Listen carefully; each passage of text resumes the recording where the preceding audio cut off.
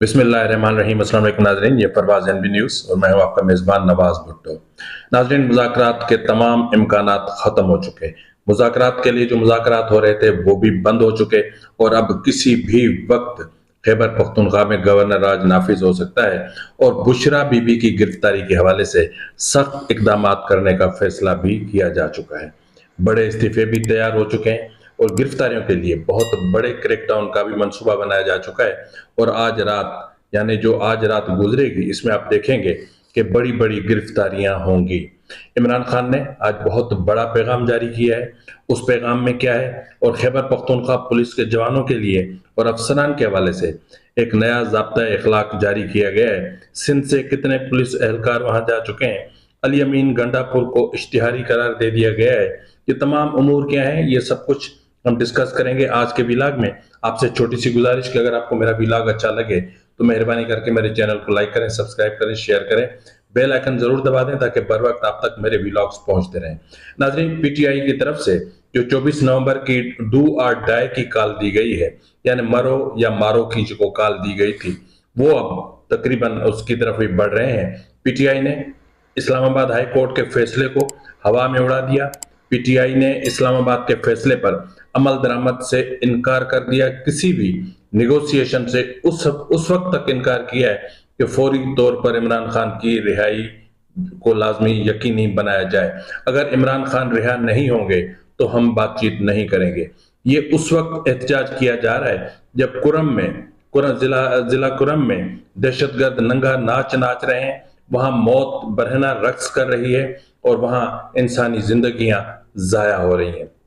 इस वक्त तक जो गुज़िश्ता रोज वाकया पेश आया था जिसमें तकरीबन 39 अफराद को गाड़ियों में मार दिया गया था या जाँ बाक हुए थे, अब उनकी तादाद 44 हो चुकी है। लेकिन खैबर पख्तूनख्वा में सब सुकून है, सब अमन है, क्योंकि वज़ीर आला साहब वफाक पर हमलावर होने की तैयारी कर रहे हैं। तो बहरहाल मुज़ाकरात के सिलसिले खत्म हो चुके, मुज़ाकरात की बातें पुरानी हो चुकी। अब कोई मुज़ाकरात नहीं होंगे, अब सिर्फ लड़ाई होगी, अब दंगा होगा, अब फसाद होगा। पीटीआई इस्लामाबाद में दाखिल होने की कोशिश करेगी और हुकूमत ने ये पॉलिसी बना ली है कि किसी भी सूरत में किसी को भी डी चौक तक आने नहीं दिया जाएगा।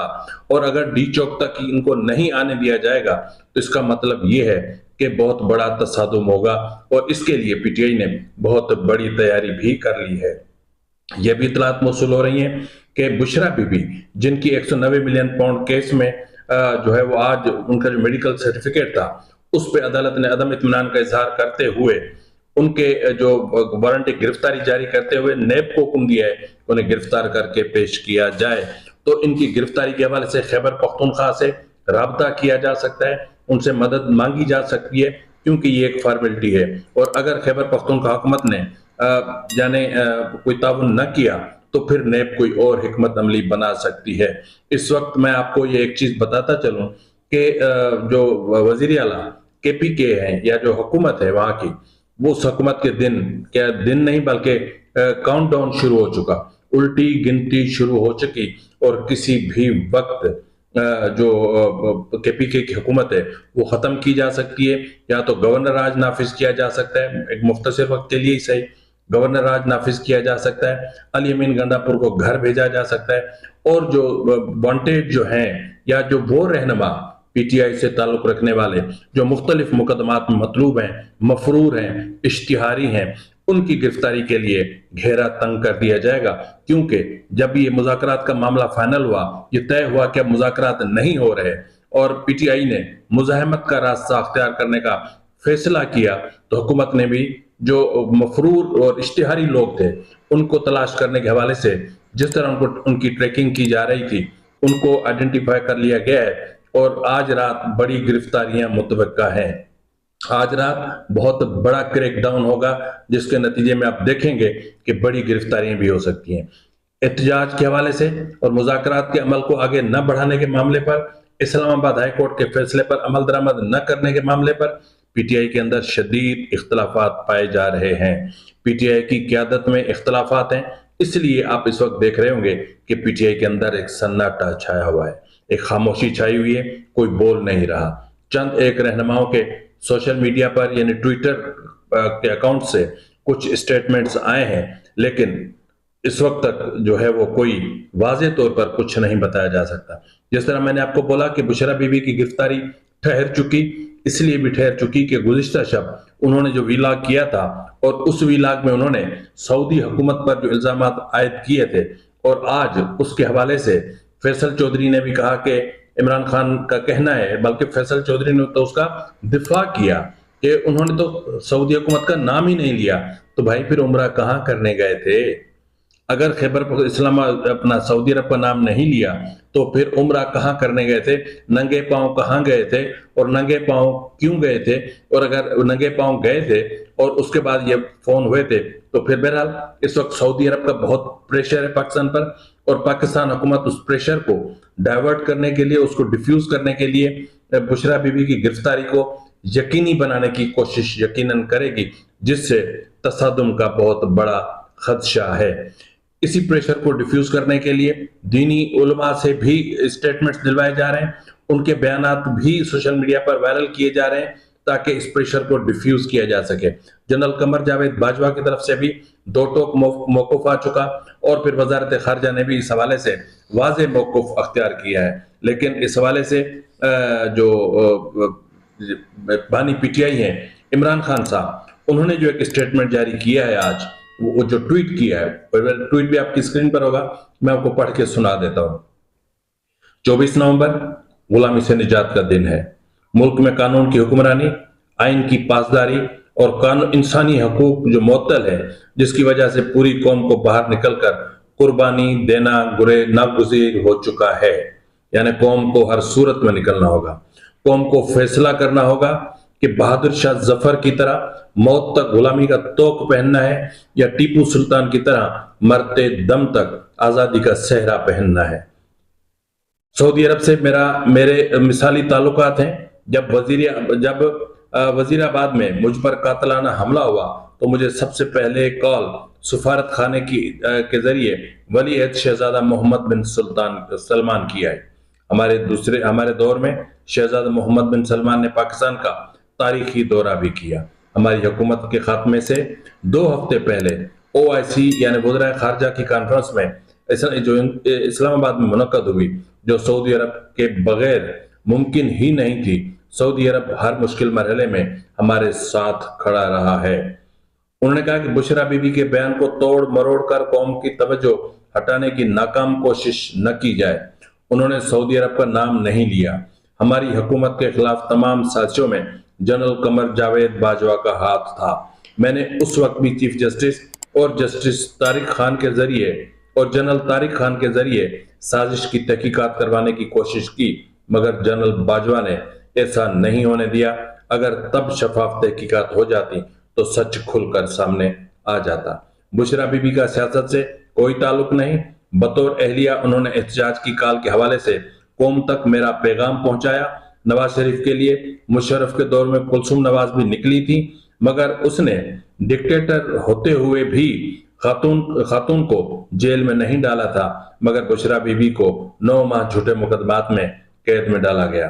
कौम अपनी तवज्जो 24 नवंबर के एहतजाज पर रखे, इंशाअल्लाह ताला फतेह आपकी होगी। ये इमरान खान का पैगाम है, ये इमरान खान का मैसेज है जो बजरिया ट्वीट आया है। और फैसल चौधरी ने भी और अलीमा खान ने भी अडियाला जेल के बाहर ये सारी चीजें की। अब यहाँ सवाल ये पैदा होता है कि अब सोच रहे होंगे वो लोग कि जो इमरान खान को तोहफतन उठाकर लाए थे और इस कौम पर मुसल्लत किया था। मैं सलाम पेश करना चाहता हूं जनरल कियानी को, जनरल पाशा को, जनरल जहीरुल इस्लाम को, जनरल राहिल शरीफ को, जनरल कमर जावेद बाजवा को, जनरल फैज हमीद को, जनरल आसिम बाजवा को और जनरल आसिम गफूर को, कि जिसने चुन चुन कर ये एक ही हीरा निकाला था जिसका नाम था इमरान खान, और जिसने पाकिस्तान की मईशत का वजीर आजम होते हुए भी भट्टा बिठा दिया, तबाह बर्बाद कर दिया, पाकिस्तान को आइसोलेट कर दिया। पाकिस्तान के जो दोस्त ममालिक थे वो हमसे मुंह मोड़ गए, वो हमसे खराब ताल्लुकात, उनके ताल्लुकात हमारे खराब हुए उनसे। और आज जब वो वजीर आजम नहीं है, अडियाला जेल में बैठकर भी अपने मतलब मुख्तलिफ हरबों से पाकिस्तान को दुनिया में तनहा करने के लिए कोई कसर नहीं छोड़ रहे। इसके अलावा जिस तरह मैंने कहा कि बहुत तकलीफ दे इस वक्त सूरत हाल है कि जब ये तसादुम होगा इस्लामाबाद में तो उस वक्त क्या होगा, उस पर मैं बात करता हूं। लेकिन मैं सबसे पहले आपको बता दूं कि एक लेटर जारी हुआ है जिसमें खैबर पख्तूनख्वा में पुलिस अफसरान और जवानों के लिए नया ज़ाब्ता अखलाक तैयार किया गया, जो उन तक पहुंचाया गया, जिसमें कहा गया कि वो सियासी इज्तिमात के सिलसिले में सूबे से किसी सूरत बाहर नहीं जा सकेंगे। बिल अपना क्या कहते हैं उसको, बशमूल बिलखुसूस बिलखुसूस गनर्स, जो वो किसी सूरत में वहां नहीं जा सकते। और पुलिस गैर सियासी है और कानून की हुक्मरानी को बरकरार रखे, उससे आगे इनको नहीं जाना चाहिए। इस वक्त मैंने आपको बोला कि मसाइल सिर्फ बुशरा बीबी की गिरफ्तारी के नहीं है, अली अमीन गंडापुर को भी इश्तिहारी करार दे दिया गया है। इस्लामाबाद की एक इंसदाद दहशतगर्दी की अदालत ने 9 मई के केस में अली अमीन गंडापुर को इश्तिहारी करार दे दिया है। यानी अली अमीन गंडापुर अब चीफ मिनिस्टर्स हाउस से सीधा जेल यात्रा के लिए निकलेंगे और ये काम या ये मामला या ये जो कुछ होना है ये कोई बहुत ज्यादा दूर नहीं है। यानी बुशरा बीबी और अली अमीन गंडापुर फिक्स हो चुके। अब देखना है कि इनमें हाथ कब डाला जाता है, किस तरह डाला जाता है। आज आपने मुख्तलिफ चैनल्स पे देखा होगा फैसल करीम कुंडी साहब, गवर्नर केपी के, उन्होंने भी कहा है कि अगर केपी के से ऐसा कोई अमल किया जाता है या वफाक पर हमलावर होने की कोशिश की जाती है तो फिर कार्रवाई शुरू की जाए, यानी गवर्नर राज नाफिज किया जाए। तो इस वक्त जो पीटीआई का फैसला है, जो एहतजाज की तरफ जाने का, इस्लामाबाद हाई कोर्ट के अहकामात को हवा में उड़ा देने का, हुकूमत से जो नेगोशिएशन चल रहे थे उनको तर्क कर देने का, और फिर जो हुकूमत ने एक कमेटी बनाई थी उसके साथ भी बात न करने का, सिर्फ इस जिद पर कि जब तक इमरान खान रिहा नहीं होंगे तब तक कोई मुज़ाकरात नहीं होंगे, मुज़ाकरात के लिए भी मुज़ाकरात नहीं होंगे। यानी एक मतलब एक स्मूथ वे अख्तियार किया जाता है तसादुम से बचने के लिए, लेकिन यहाँ तसादुम क्रिएट करने की कोशिश की जा रही है ताकि एक बहुत बड़ा अलमिया जन्म ले। जी नाज़रीन, 24 नवंबर बहुत बड़ा अलमिया जन्म ले सकता है, बहुत बड़ा हादसा हो सकता है, बहुत भयानक सूरत हाल पैदा हो सकती है, क्योंकि हुकूमत ये एक पॉलिसी बना चुकी है कि किसी को भी डी चौक तक नहीं आने दिया जाएगा, और अगर कोई आया तो उसके साथ कोई रियायत नहीं होगी, और जो भी पकड़े जाएंगे उनको फौरी तौर पर अदालतों में ले जाया जाएगा और फौरी तौर पर उन्हें सजाएं सुनाई जाएंगी। हुकूमत बिल्कुल सख्त मौकूफ है। आज वजीर दिफा ने भी एक प्रेस कॉन्फ्रेंस की, उसमें उन्होंने कहा कि इस्लामाबाद हाईकोर्ट के फैसले को पर हर सूरत में और मनोअन अमल करवाया जाएगा।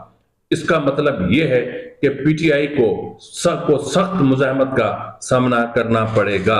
ये सिचुएशन बहुत ज्यादा खतरनाक है और 190 मिलियन पाउंड इनके गले में आ चुका है। ये उससे बचने की जो कोशिशें हैं वो सब अपनी जगह पे, लेकिन हम सिर्फ इतना जरूर कहेंगे कि कुर्रम में जो कुछ हो रहा है जिला कुर्रम में, उसकी तरफ तवज्जो जरूर दी जाए। अगर पीटीआई नहीं दे रही, आज लफाजी तौर पर इमरान खान का एक स्टेटमेंट है, लेकिन जो ट्वीट इमरान खान का आया है उसमें कुर्रम के हवाले से उनका कोई एक लफ्ज भी उन्होंने नहीं कहा। गुज़िश्ता दिनों जो हमारे 12 जवान शहीद हुए उन पर भी उन्होंने लबकुशाई नहीं फरमाई। इसका मतलब यह है कि कुछ तो है जिसकी पर्दादारी है। ये वो तालिबान जिनको इमरान बाजवा और जनरल फैज काबुल से उठाकर लेकर आए थे कि हमारे बच्चे हैं, आज वो हमारे बच्चों की जिंदगियां ले रहे हैं। ये बहुत तशवीश की बात है और इसको इतना आसान नहीं लिया जाना चाहिए। जिस तरह मैंने कहा कि बड़े इस्तीफे आया चाहते हैं। पीटीआई के बहुत बड़े रहनुमा, कुछ मरकजी लेवल के लीडर्स पार्टी से अलहदगी अख्तियार करने वाले हैं, और फिर यह भी मुमकिन है कि कल तक बाज़ाब्ता तौर पर किसी फॉरवर्ड ब्लॉक का ऐलान भी कर दिया जाए। यानी केपी की हुकूमत भी इनके हाथ से जा रही है, अली अमीन गंडापुर भी जेल यात्रा पे जा रहे हैं, बुशरा बीबी भी गिरफ्तार होने जा रही है, और जो इस एहतजाज से खुद को अलग नहीं करेगा, जो भी पार्लियामेंटेरियन होगा वो भी जेल जाएगा। और इस बार उन्हें सिर्फ जेल में नहीं रखा जाएगा, इस बार सजाएं होंगी और बड़ी सख्त सजाएं होंगी। फिलहाल वक्त के लिए इतना ही, मिलता है अगले प्रोग्राम में, तब तक इजाजत दीजिए। फी अमानिल्लाह।